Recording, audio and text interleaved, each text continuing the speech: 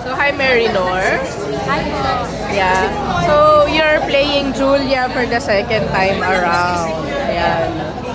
So, ano yung, ano yung mas tinatry mong i-inject na bagong atake sa character mo? Most definitely, dahil nung una, sobrang challenging yung role ni Julia for me. Sobra ko siyang nai-enjoy, kaya mas challenging siya. So this run, actually ang aim ko ay to let go.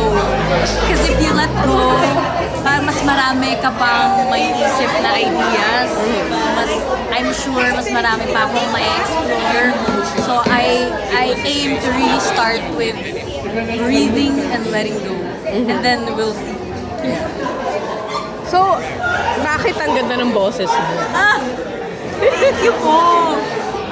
Jesus. Charing, I think it's the Lord or my, ewan ko yung family ko. Well, both my parents, they are musically inclined. They both love music. Sa mother's side, I have uncles who are singers. Every reunion namin, laging may karaoke and performances. So I guess it runs in the family. And bata pa lang din ako na-expose na ako ng mom ko sa music talaga. Sabi niya, hindi pa ako nagsasalita. Kumakanta na ako ng lyrics. So there. Did you take voice lessons? I did a little bit nung bata ako. In-enroll niya ako sa Yamaha School of Music in Bacolod City. Okay. Then after that, naging part ako ng choir ng school. So, literal na Jesus. Tuloy-tuloy. Yes, definitely Jesus. Oo. Ayun, and then I try, if I have time, and i-bless ako ni God ng resources, I try to continue the training kasi syempre it's a very busy and hard life and career.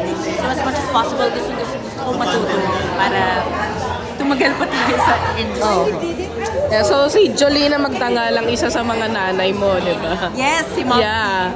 Oo. So, naka-rehearse mo na siya? Hindi pa po kasi meron din akong another production. Pero eto na, makaka-join na ako finally ng rehearsals.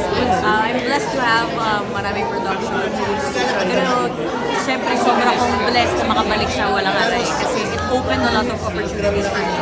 And definitely marami kaming bagong castmates. So I'm looking forward na maka-rehearse sila. And syempre si Miss Julina, sobrang ko siyang idol nung bata ako. I was one of the kids na meron mga butterfly clips. So, nakikilig ako nung nakita ko siya. I'm excited. Yeah.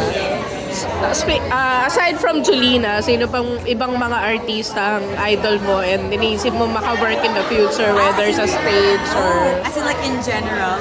Yeah. Well, definitely Miss Regine Velasquez. Na-meet ko na siya nung pre-pandemic. I was blessed by God na mag-viral yung isa kong video. May nag-video sa akin nung graduate ako sa UP.